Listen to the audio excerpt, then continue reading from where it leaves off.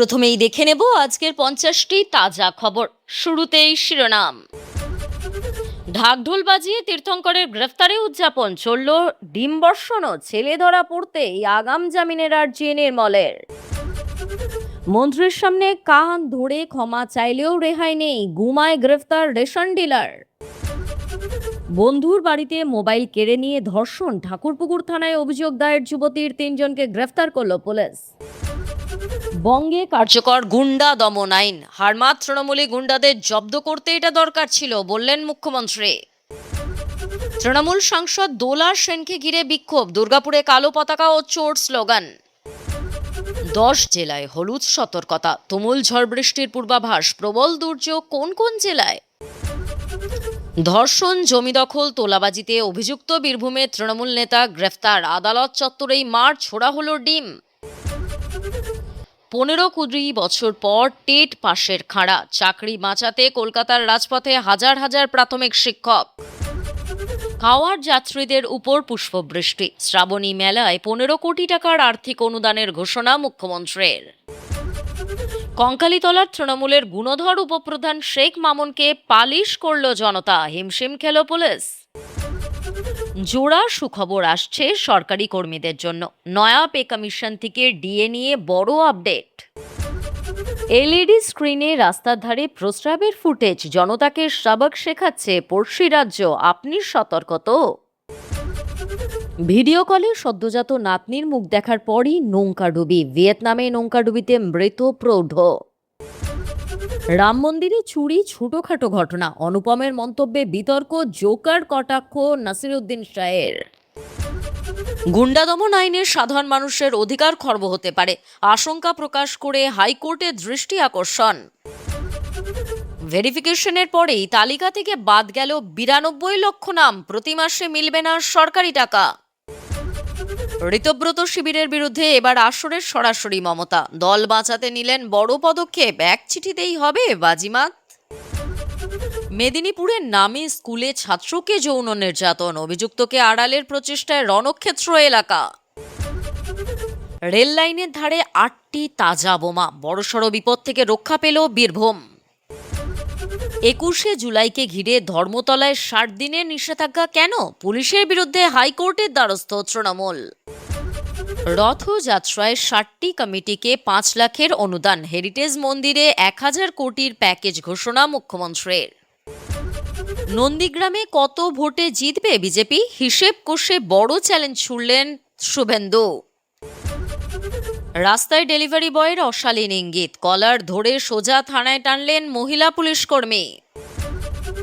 ঘন্টায় 320 kilometre speed, ভারতে কবে থেকে চালু হবে বুলেট ট্রেন, দিনক্ষণ ঘোষণা হয়ে গেল। 81,000 স্কুলের ভোল বদল হবে, নেতার বদলে পরিচালন সমিতিতে অভিভাবকরা, নতুন শিক্ষা বিল আনছে শুভেন্দু সরকার। ব্যাংক অ্যাকাউন্ট ফ্রিজ মামলায় রায়দান স্থগিত হাইকোর্টের, আদালতে ঝুলেই রইল কালীঘাট তৃণমূলের ভাগ্য। ডেডলাইন পার হলেও কেন বাড়তি ছাড়, নির্বাচন কমিশনকে কড়া চিঠি মমতার, দিল্লি থেকে তোপ মহুয়া সাগরিকার। আগামী বছরের মাধ্যমিক 15ই ফেব্রুয়ারি থেকে, পরীক্ষার পূর্ণাঙ্গ সূচি প্রকাশ করল মধ্যশিক্ষা পর্ষদ। সোনা রূপোর দামে সবথেকে বড় পতন, এক ধাক্কায় হাজার হাজার টাকা দাম কমল, মধ্যবিত্তের জ্যাকপট। বাংলাদেশে ভয়াবহ বন্যা, ভূমিধসে 54 জনের প্রাণহানি, ক্ষতিগ্রস্ত 6 লাখের বেশি।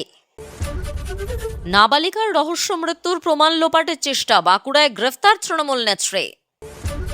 থেকে রকস্টার দিলীপ, ঝালমুড়ি নিয়ে গান গেয়ে সুরের ময়দানে মন্ত্রী, দেখুন ভিডিও। ফাইলে লেখা ববিদা আর সুজিতদা, পুরসভায় চাকরি বৃত্তিতে সুপারিশ, এডির চার্জশিটে উল্লেখ ফিরহাদ হাকিমের। বঙ্গোপসাগরে মাছ ধরতে গিয়ে ট্রলার ডুবি, উদ্ধার 9 মৎস্যজীবীর মৃতদেহ, শোক প্রকাশ প্রধানমন্ত্রীর, কি জানালেন। এছাড়াও রয়েছে আরো বেশ কিছু গুরুত্বপূর্ণ খবর, পুরো বিস্তারিত জানতে ভিডিওটি শেষ পর্যন্ত শুনুন। রবিবার বেশি রাতের দিকে গ্রেফতার হন নির্মল ঘোষের পুত্র তীর্থঙ্কর। সোমবার দুপুরে তাকে নিয়ে আদালতের উদ্দেশ্যে রওনা দেন পুলিশ কর্মীরা, সেই সময় থানার সামনে চলে ডিমবর্ষণ। তীর্থঙ্কর ঘোষের গ্রেফতারি পরে খড়দহ থানার সামনে ঢাকঢোল বাজিয়ে উদযাপন। প্রাক্তন তৃণমূল বিধায়ক নির্মল ঘোষের পুত্র তীর্থঙ্কর ঘোষকে লক্ষ্য করেও চলল ডিম বর্ষণ।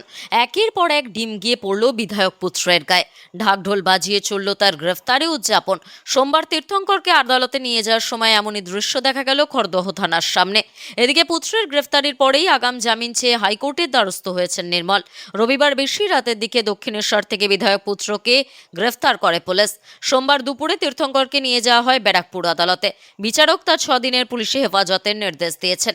তীর্থঙ্করের আইনজীবী জানান, তার মক্কেলের 14 দিনের পুলিশি হেফাজতের আবেদন জানানো হয়েছিল। বিচারক 6 দিনের হেফাজত মঞ্জুর করেছেন। তীর্থঙ্করের গ্রেফতারির খবর সকাল থেকেই ছড়িয়ে পড়ে। বেলা গড়ানোর সঙ্গে সঙ্গে খড়দহ থানার সামনে ভিড় জমান কৌতূহলী জনতা। জড়ো হয়েছিলেন প্রাক্তন বিধায়ক এবং তার পুত্রের উপর ক্ষুব্ধ পানিহাটির জনতা। ঢাক ঢোল নিয়ে থানার বাইরে অপেক্ষা করছিলেন তারা। পুলিশ তীর্থঙ্করকে প্রেজেন্ট ভ্যানে তোলার জন্য বেরোতেই শুরু হয় ডিম বর্ষণ। একের পর এক ডিম গিয়ে পড়ে বিধায়ক পুত্রের গায়ে। ঢাক ঢোল বাজিয়ে দৃশ্যত উচ্ছ্বাসে মেতে ওঠেন ক্ষুব্ধ পানিহাটিবাসী। তাদের কেউ বলছেন পানিহাটি মুক্তি পেয়েছে, নির্মল ঘোষের ছেলে কুচির থেকে পানিহাটি মুক্তি পেয়েছে। অপর এক বিক্ষোভকারী বলেন পানিহাটি দুর্নীতি থেকে মুক্ত হয়েছে, এটা আরও আগেই হওয়া দরকার ছিল, দেরি হোক তাও হয়েছে।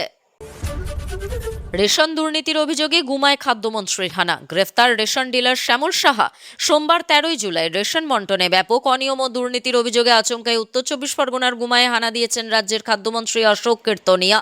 খাদ্য দপ্তরের আধিকারিকদের নিয়ে তিনি সরাসরি পৌঁছে যান অভিযুক্ত রেশন ডিলার শ্যামল সাহার গোডাউনে।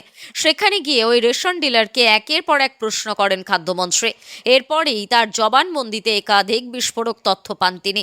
রেশন বন্টনে অনিয়মের অভিযোগে তীব্র ভর্ৎসনা করেন। এরপর তাকে গ্রেফতার করা হয়। স্থানীয় বাসিন্দাদের অভিযোগ, দীর্ঘদিন ধরেই রেশনের সামগ্রী গোডাউনে এসে পৌঁছালেও তা সাধারণ উপভোক্তাদের মধ্যে বিতরণ করা হতো না। বাড়ি বাড়ি গিয়ে গ্রাহকদের বায়োমেট্রিক সংগ্রহ করা হলেও পরে জানানো হতো এখনও রেশনের পণ্য সামগ্রী আসেনি।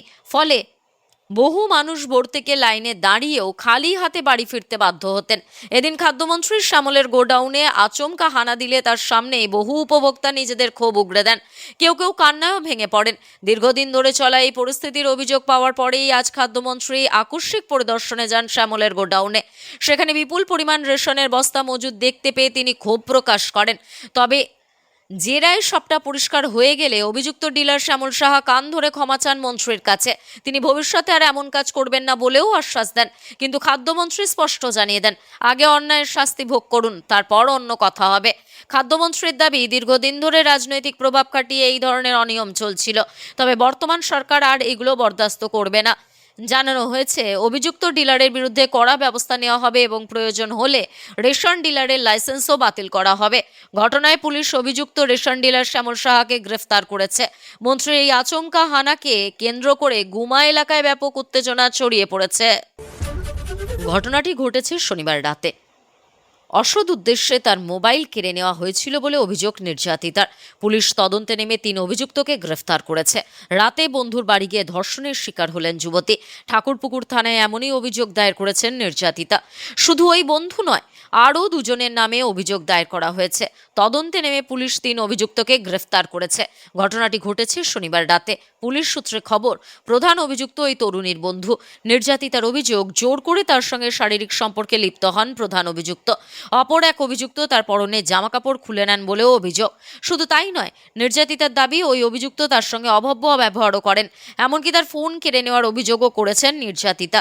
তরুণীর দাবি, শনিবার গভীর রাতে ঘটনাটি ঘটেছে। অসৎ উদ্দেশ্যে তার মোবাইল কেড়ে নেওয়া হয়েছিল বলে অভিযোগ নির্যাতিতার। পুলিশ তদন্তে নেমে 3 অভিযুক্তকে গ্রেফতার করেছে। তৃতীয় অভিযুক্তের ভূমিকা খতিয়ে দেখছে তারা।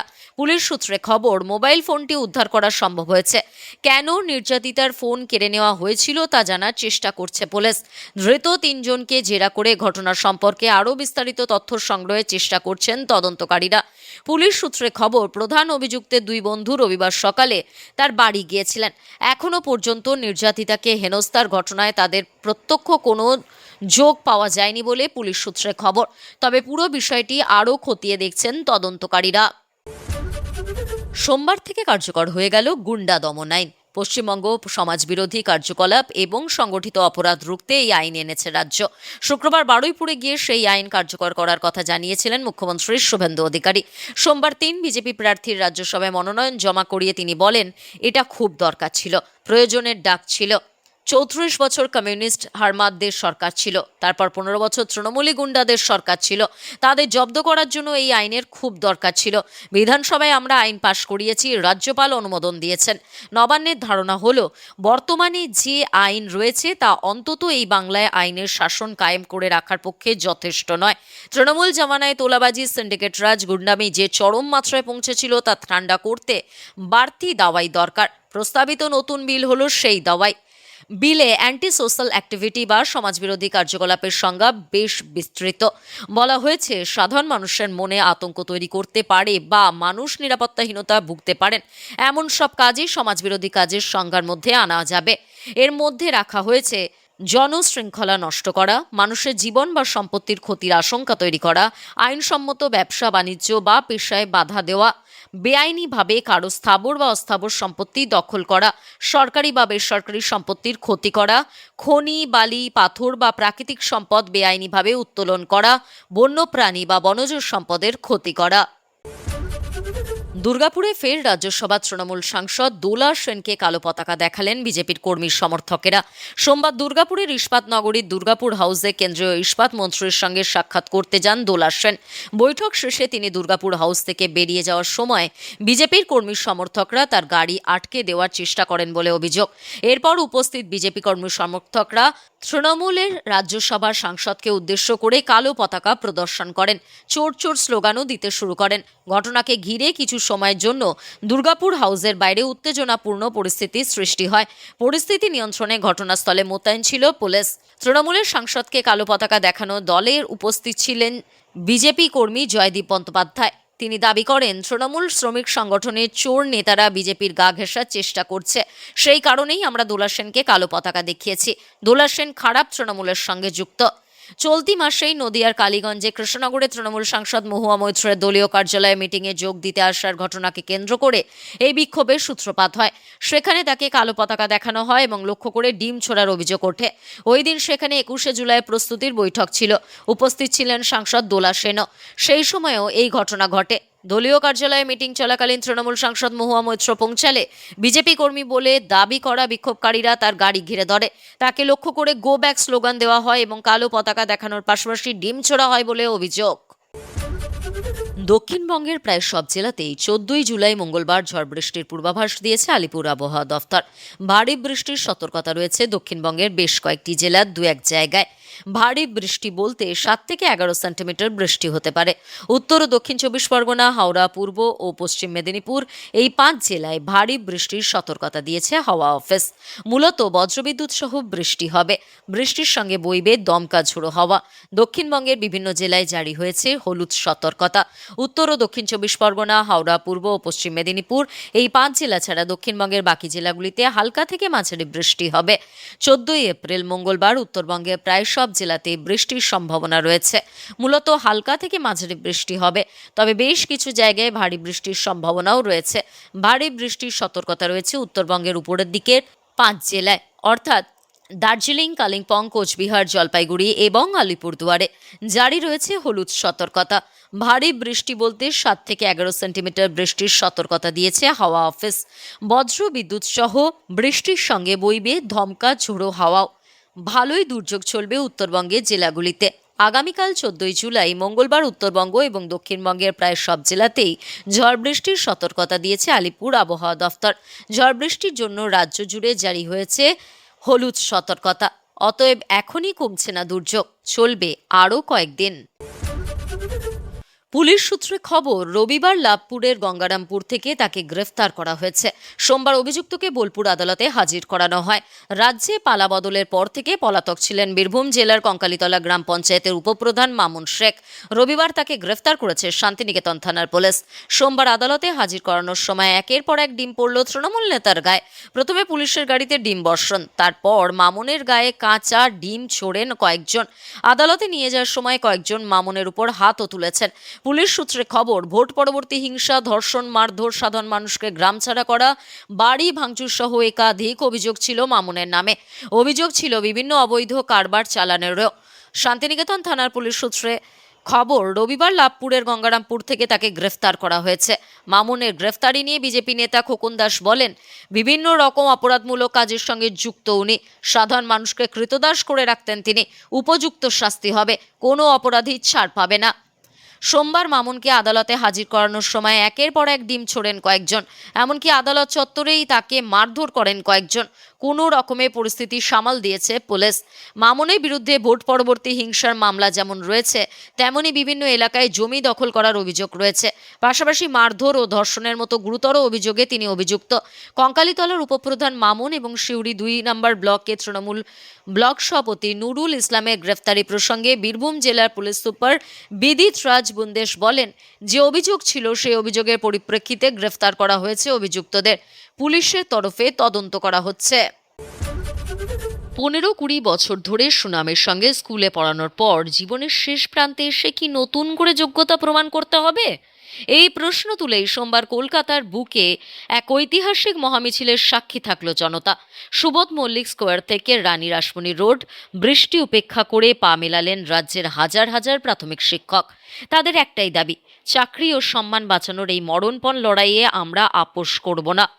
উস্তি ইউনাইটেড প্রাইমারি টিচার্স ওয়েলফেয়ার অ্যাসোসিয়েশনের ডাকে এই প্রতিবাদ মিছিল ঘিরে এদিন সরগরম ছিল কলকাতা। মিছিল শেষে মুখ্যমন্ত্রী ও শিক্ষামন্ত্রীর প্রতিনিধির কাছে স্মারকলিপিও জমা দেন শিক্ষক সংগঠনের প্রতিনিধিরা। শিক্ষকদের এই আকস্মিক ক্ষোভ ও আশঙ্কার মূলে রয়েছে সুপ্রিম কোর্টের একটি সাম্প্রতিক নির্দেশ। আঞ্জুমান ইশাত ই তালিম ট্রাস্ট মামলায় গত ১৩ মে ২০২৬ তারিখে সুপ্রিম কোর্টের বিচারপতি দীপঙ্কর দত্ত ও বিচারপতি মনমোহনের ডিভিশন বেঞ্চ রাজ্য ও বিভিন্ন শিক্ষক সংগঠনের দায়ের করা ৬৫টিরও বেশি রিভিউ পিটিশন খারিজ করে দেয়।